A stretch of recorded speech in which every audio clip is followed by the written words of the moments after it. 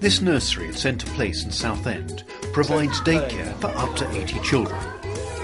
Staff at the nursery welcome children with disabilities and additional needs and work with parents and guardians to ensure that their children's needs are met. Marcus is 4 years old and is a twin. Marcus was diagnosed last April with cerebral palsy, and been quite hard for us to cope with the twins, obviously, so very different in their development. But yeah, since we've known from diagnosis, the play school has really supported us. When children with special needs first attend the nursery, there's a period of observation to establish what support they require. Well, first of all, we will show the parent around and let the parent decide whether this is the right setting for the children. And once they've said to us, yes, this is where we would like the child to come, then we will have meetings with the area SENCO, our setting SENCO, and find out what the child's actual needs are. And then we will progress after that. We'll ascertain and observe them for a fortnight, and then we will request extra help if we need it.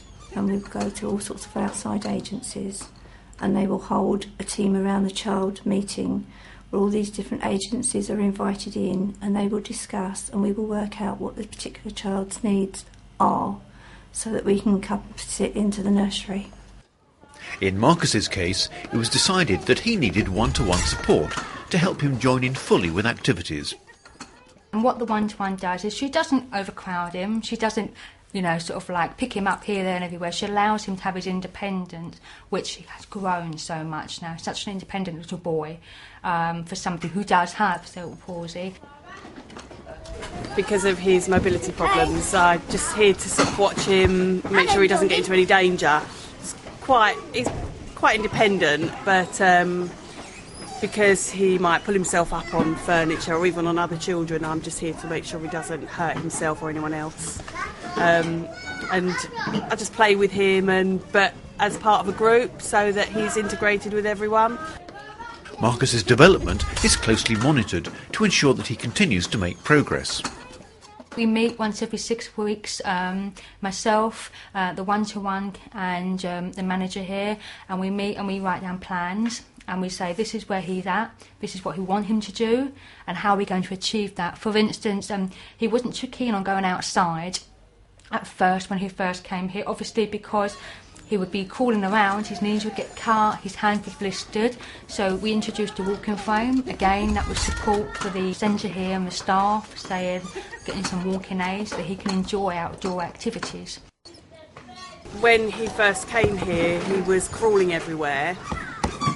And now, it took a bit of persuading to get him to use his walking frame. And now he knows, for example, to come outside, he needs his walking frame because he can't really crawl out here. And we're sort of working on actually trying to walk without as much support. So I might hold one hand and he'll sort of try to walk along. So, yeah, I mean, it's definitely improved a lot. Little things, teaching him how to paint, standing up and paint, still holding on to his frame, rather than kneeling all the time, it's uncomfortable for him. We had a situation last week when it's reading time. Marcus loses all concentration at reading times. Obviously that's a big skill they need to learn, to listen. And we decided that maybe sitting on the floor wasn't comfortable for him. So we just simply brought in a beanbag, and now he absolutely loves reading time. Yeah, because obviously when you sit uncomfortable, you get agitated, don't you? You want to leave the environment. But yeah, so that's something that I have learned, and I was thinking about the other day. When he goes to primary school and he goes to assembly, maybe sitting on the floor isn't ideal for him. Maybe we'll have to have a beanbag or a chair. So every day we're learning something new. And the team here always working towards making him the most comfortable in all activities and educational roles that they, have to do. Yes.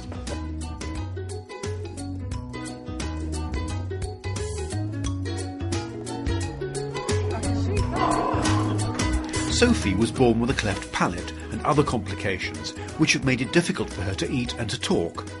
she's fitted with a tube peg and has to be attended to by nursery staff. Well, Sophie is peg-fed and she has to be flushed out 3 times a day. So what we do is, while she's playing and she's distracted, we give her a quick flush out. It doesn't affect her in any way. And you slowly flush the sterilised water to give her a drink.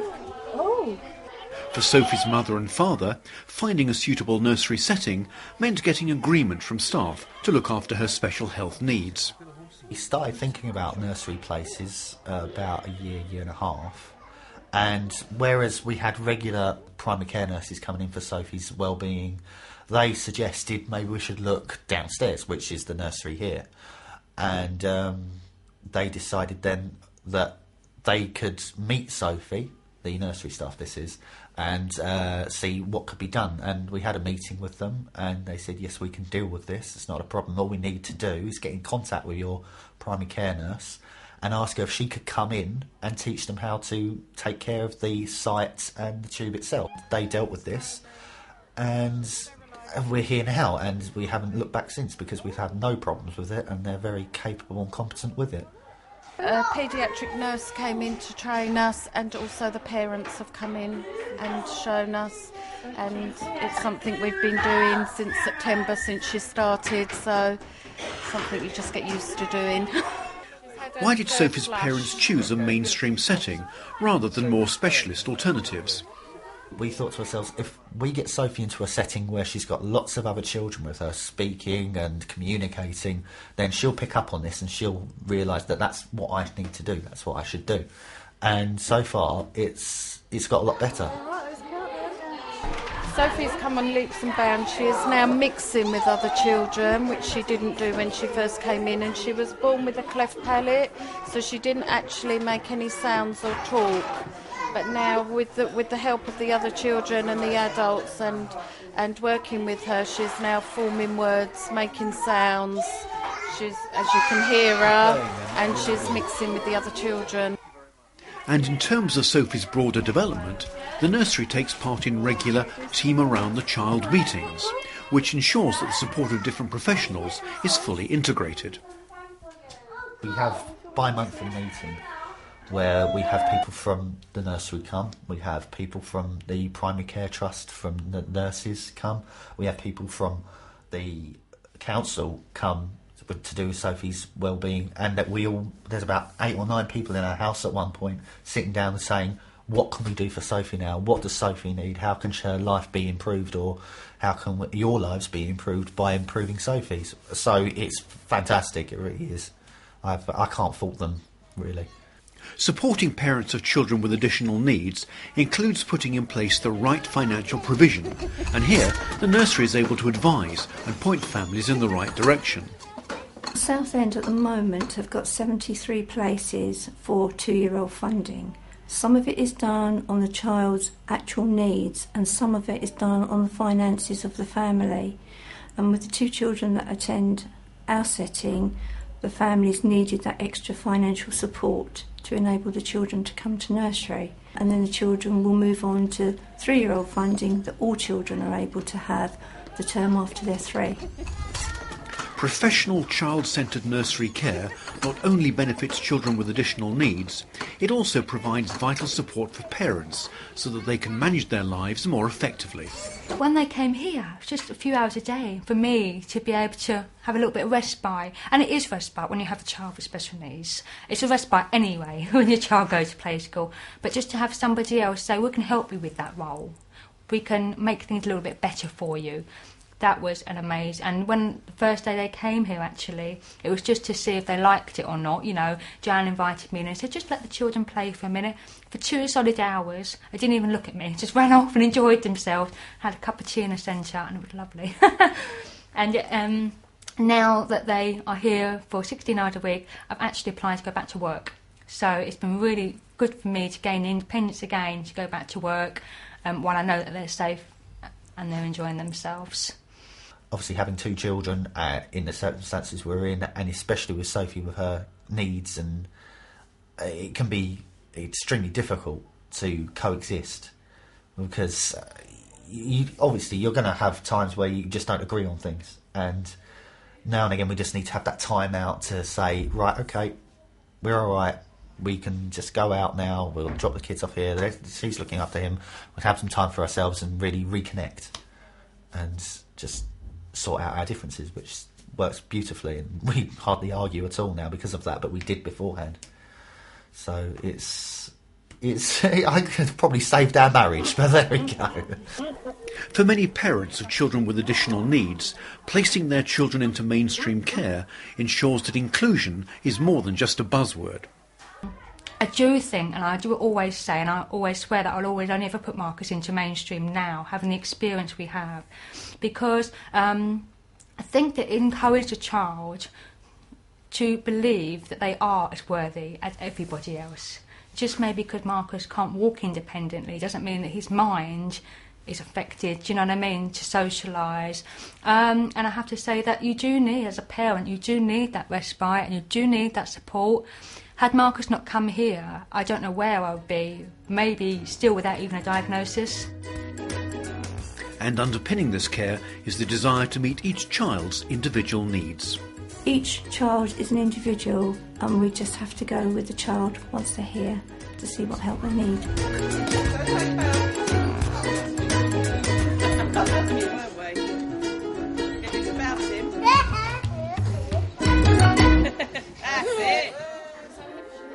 That's it, good boy. Off we go. March round, that's it, I'm following you. Le Ballon Rouge Montessori Day Nursery in Southend welcomes children with additional needs and has considerable experience of putting inclusion policy into practice. We've had various children with additional needs here. We've had autism, Down syndrome, global developmental delay as well. Each child comes unique, actually, because there is such a range.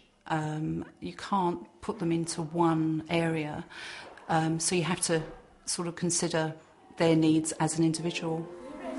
Some children have complex additional needs. He's not very mobile. He doesn't walk. He can bum shuffle. He can stand in a walker. That's one of his main needs. Also, he can't communicate very well, so the kind of his main needs. His speech is he doesn't talk, and he does communicate by pointing, but not very well, and gets quite easily frustrated as well.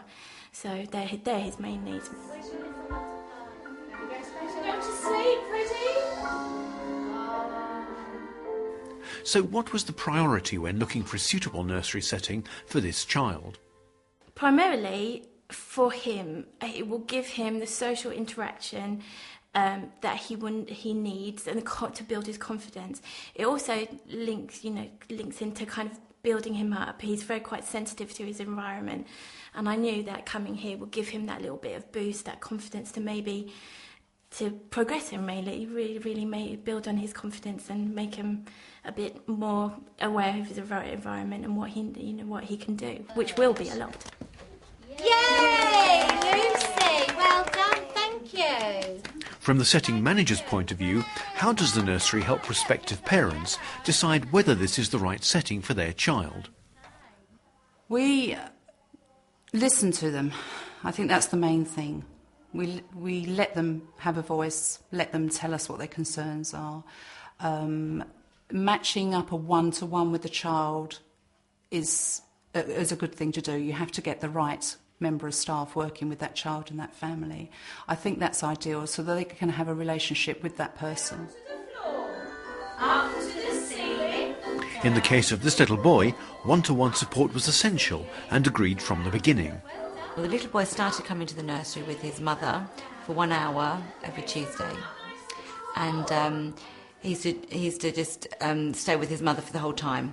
And then we worked trying to separate him from his mother for a while, and he came for about 2 hours, and then it led on to, he started doing really well, and it led on to a 3-hour session. We did have a few setbacks, so we're now at the moment back to the 2-hour session again, but without the mother. If we bend And from the mother's point of view, having a trusting relationship with the one-to-one carer is central to this crucial first stage of education.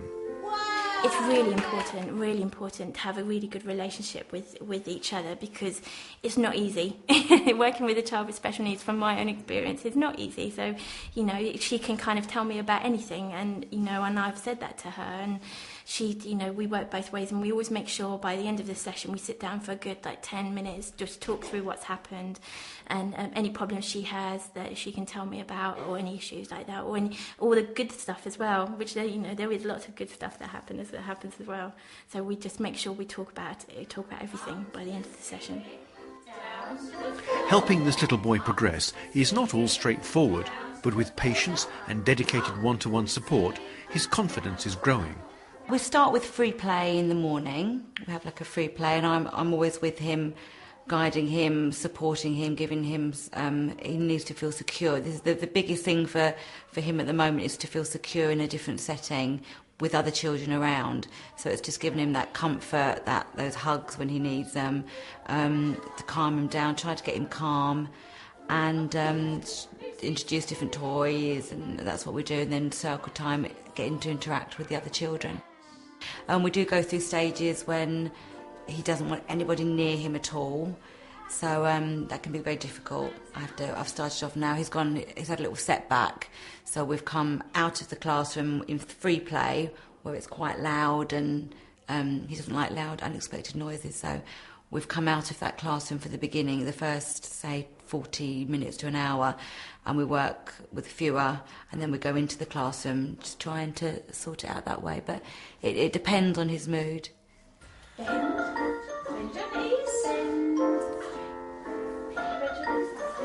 When caring for children with additional needs, the nursery has access to a wide range of outside specialist support.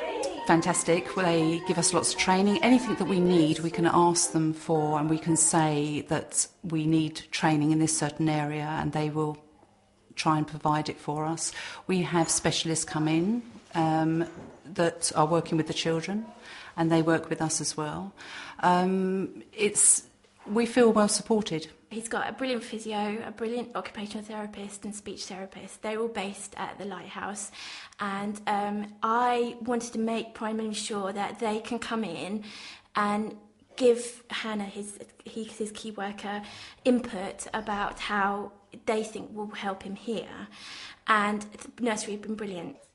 And with the support of the setting Senko, an individual education plan has now been drawn up to set development targets. Every 6 weeks we'll have targets, and we'll go over those targets, and if they've been reached, if we need to set different targets, that's every 6 weeks. That's his individual educational plan. So what are the outcomes? How is this little boy with complex needs benefiting from his time spent at this setting? For me, it was about my little boy, and for him to grow in confidence.